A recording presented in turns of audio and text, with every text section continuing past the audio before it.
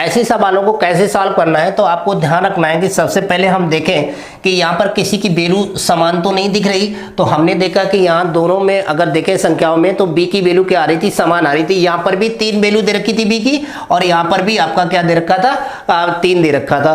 तो ऐसे सवालों में हमेशा ध्यान रखना है कि आपका जब भी बीच की वैल्यू कॉमन आ जाए तो इसके जो मान दे रखे होते हैं रेशियो वैसे ही लिख दिए जाते हैं। तो आपका जो रेशियो बन रहा होगा वो आपका क्या बन रहा होगा, ये रेशियो बन रहा होगा।